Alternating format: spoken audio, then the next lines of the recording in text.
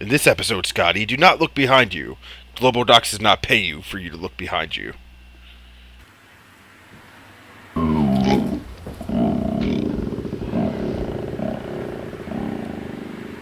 I'm hungry.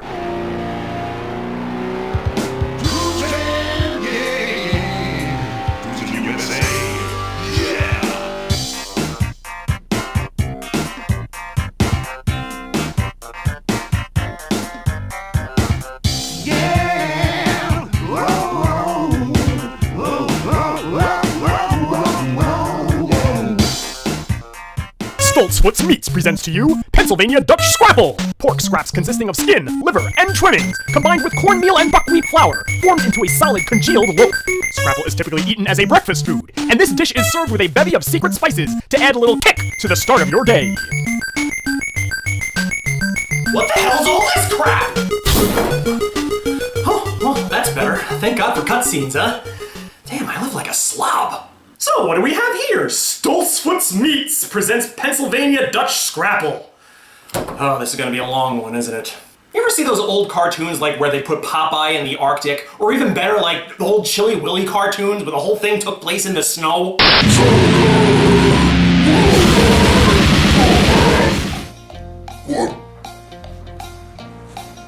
Really? Now? In the middle of a damn smash cut? Now I've done seen it all. Enjoy the world of the Pink Toad. It was created by the finest restaurateurs from all corners of the world, and I personally love the ease in which fine meals are preparable.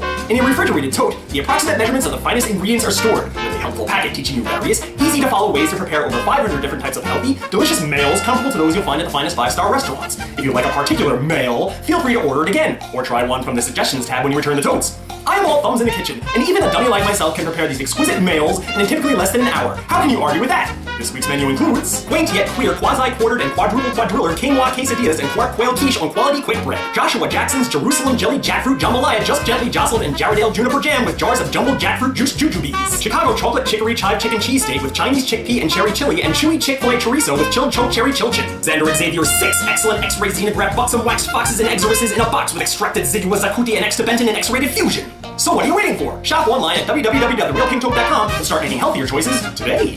What did you always see on those cartoons?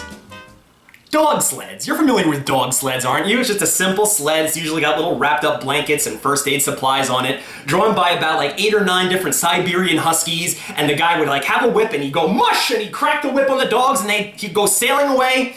What was the gag, the operative gag that they always did on that show? Like the guy would be standing on the sled and he'd be ordering lunch or dinner or something like that, and the guy would be taking his orders like, okay, what would you like to have today? And the guy would be like, I'd like to try your mush. And then when he said the word mush, the dogs would think that he'd want to go, and they would burst off and the guy would fly off the sled like ass over tea kettle into the snow. That kind of thing happened all the time. Well, as a child, that joke never made sense to me. I'm sure it makes even less sense to you now, because I think mush is kind of like a generational thing. I've never had mush for dinner, have you?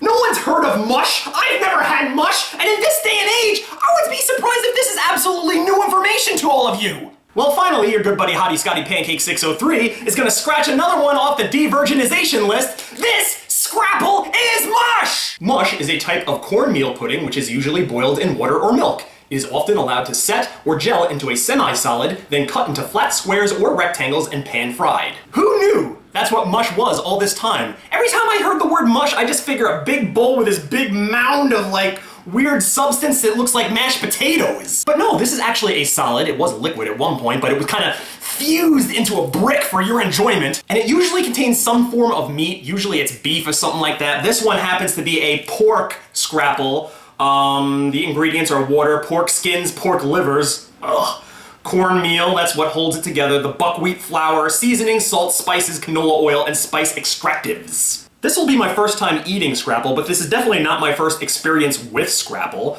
I mentioned in a prior review that I used to work at a grocery store, and I would see this kind of item slide across my scanner all the time, like almost every day I'd see this. And the thing that I noticed about the families that would buy Scrapple, it was always the same type of family. You'd see the mother walk in, and way behind her, like following her, like little ducklings, 6 or 7 kids. Because Scrapple is an inexpensive meal to feed many. You might remember that movie Ratatouille where they describe Ratatouille as a pauper's dish. Well yeah, this is the same exact thing. I would describe this as a pauper's dish. And I've gotta say, I know I'm gonna catch a lot of flack for this, but come on, 6 kids! You're ruining the planet. Eventually we're gonna run out of food, we're gonna run out of jobs, the whole world is being overexpanded, we're being stretched beyond all belief. Take a tip from Mr. Smith at the end of The Matrix. 2 is okay. 3, you're contributing to the problem, but it's not that bad. I mean, I myself am the youngest of 3 children. If you're watching this and you're a mother of 6 and you're thinking about child number 7, I don't care how good a mother you are. You take some tape and you go...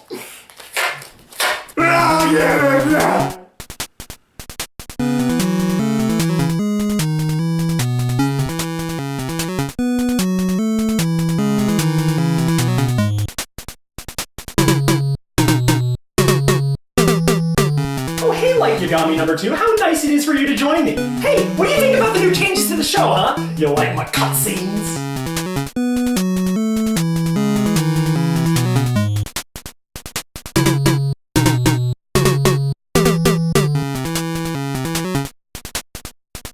No.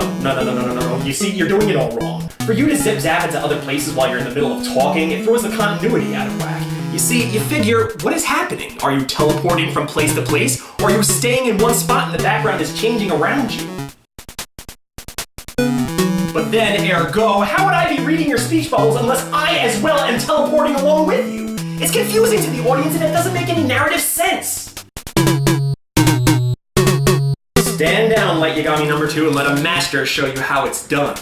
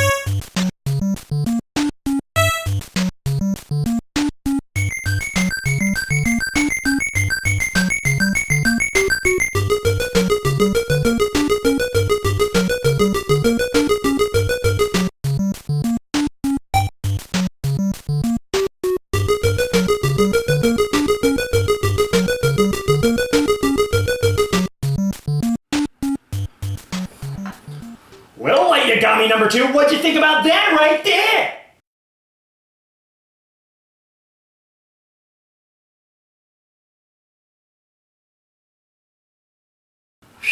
Words cannot convey the smell that is permeating through the Hottie Scotty household right now. You'd think because it's pork it would smell good, but because it's mixed with cornmeal or whatever the heck is in here, there's also kind of like a weird metallic tinge to it. Like I threw a bunch of forks and spoons into the frying pan and just diced them up. There's a really good smell in there, but it's being buried by this weird tingy metallic smell, and I don't know what it is. I'm not exactly sure if frying cornmeal is a common thing, but that's probably what I would say is what I'm smelling, that weird fried cornmeal stink. And I really hope that this smell doesn't carry over to the taste. I mean, what's a good analogy for this? I mean, alright, you say that you have like a pornographic movie, like not just any pornographic movie, your favorite pornographic movie, one that you use, trying to keep it G here, but you use it every time you want to satisfy yourself, alright? Well, suppose your nutty friend, your friend who's really kind of like a secret enemy, decided to go and research the world's most gnarly car wrecks, and he picks like JPEG images and he splices them like routinely through your favorite porno.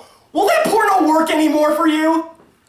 I guarantee it won't. It's like taking your favorite meal and putting a big lump of corny honking turd on top of it. It's gonna ruin the whole thing. And as I cut through this, it's kind of flaking, falling apart, almost like a little bit of a corned beef hash consistency. I'm gonna put it up to my nose. I'm gonna let you all know if it smells a little bit better close up. It does. I mean, it smells like a typical breakfast food. Doesn't smell like it's gonna have a lot of flavor, but I'm gonna pop this thing in my mouth. I'm gonna let you know what scrapple, pork scrapple, tastes like.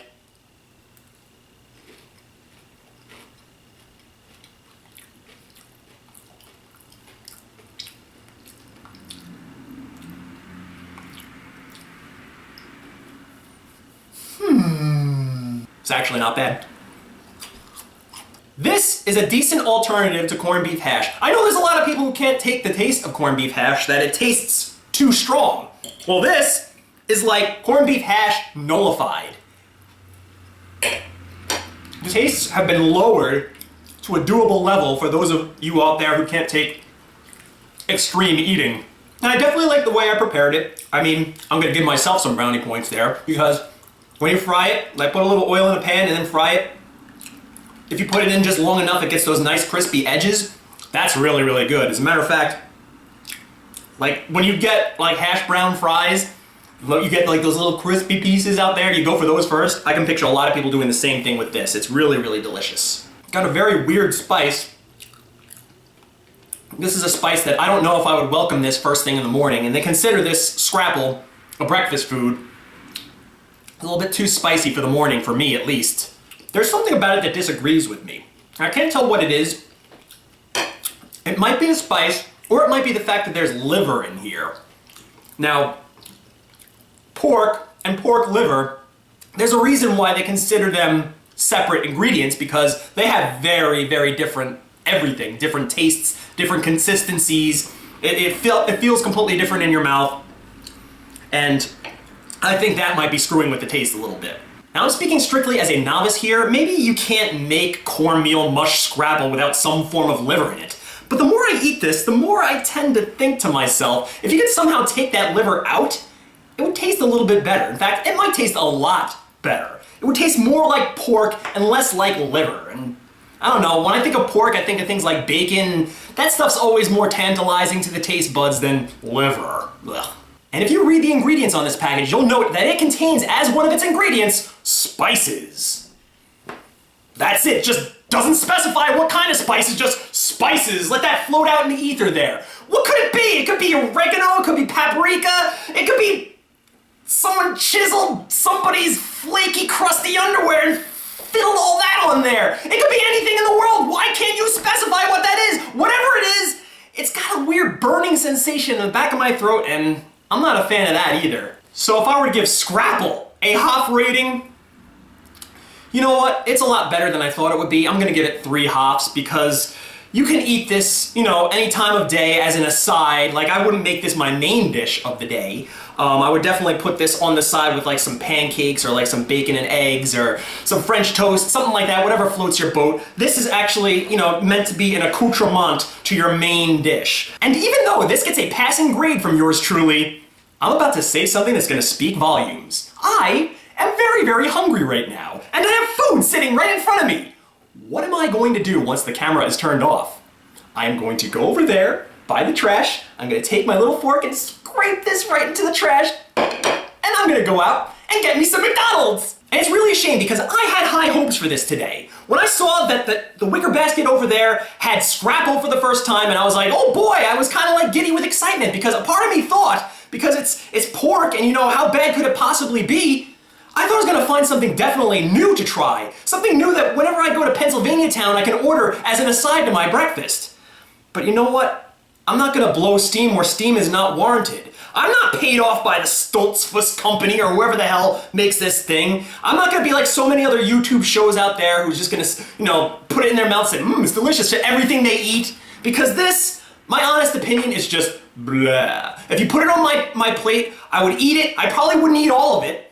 I mean, definitely, this gigantic brick that they give you is way too much. I mean, it literally could feed a family of 7. If you're curious, then by all means, go out and try it, but I'm not gonna say that you're gonna be jumping over the hills for it, nor am I gonna say that you're gonna be rushing to the bathroom to throw up your guts. It's just there. It's just, you're gonna put it into your mouth and you're gonna say to yourself, I tried something new.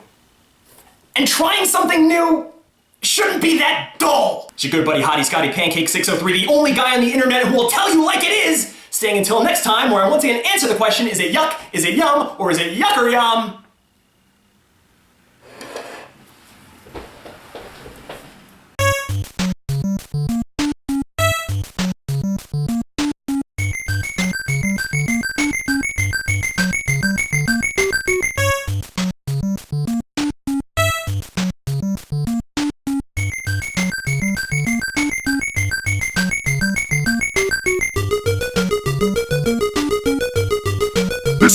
Cold Steen Aston talking on the phone to my good friend Kevin Smash. Say hello, Kev. Hello! Tell you what, it's a good thing I got a hold of you. We've kind of been playing phone tag damn near all week, because today's sponsor is something near and dear to your heart. That's right. CBGB's, famous biker bar down in Manhattan. A lot of good times there, Steen. A lot of good times. And you once told me the most, can I say raunchy? The most vile, the craziest story I damn near ever heard. I was hoping you could share that with us. Can do, buddy. Hey Kev, while I got you on the phone, did you know that the Leaning Tower of Pisa once changed the direction of its lean from north to more south? No, I didn't know that, Steen. Well, hot damn, believe it, it's true! Originally, the building was only 3 stories tall, and they decided to stack additional stories on top of it, changing its center of gravity and causing the building to shift. Now, how about that? How about that, indeed? The construction of the Mount Rushmore National Memorial took 14 years, from 1927 to 1941. 400 workers created the monument under tumultuous conditions, removing a total of 45,000 tons of rock. Each of the president's head is equal to a 6-story high building. Their eyes are 11 feet wide, their mouths are 18 feet wide, and their noses are 20 feet long. What are you doing? I bet you didn't know how a submarine can float when it's made of several tons of steel. It's because the weight of the water it displaces is equal to the weight of the ship. This creates what is called a buoyant force, an upward displacement working against gravity.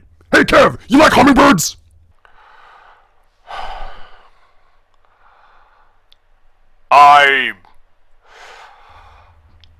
I don't care! Hummingbirds can fly unlike any other bird, as they can fly forwards, backwards, sideways, straight up and down, and hover stationary in the air. Mainly due to their hollow, lightweight bone structure, tiny feet which limit aerodynamic drag, and longer, stronger digits within the wings. What do you think about that, Kevin? Can I tell my story now? Well, okay, you can tell all the lovely viewers out there about the wild adventure you had at CBGB's, popular music club in Manhattan. Alright, so me, Scott, and the kid show up at CBGB's. This was back in 1991, around there. And we notice there's a larger crowd than usual gathered around the stage there. We get up there, and on the stage, there's Rick, wearing this giant pink... You're gonna have to speed this up, son. Speed it up. I probably should have told you earlier. We only have so much paid commercial time. I'm gonna need you to wrap this one up in 1 sentence or less. You can do it, man. Come on, quick. We went to CBGB's and... stuff happened. I love that story. Thanks for sharing. And stuff will happen to you too when you go to CBGB's. Steen, I have an adjective for you. You suck.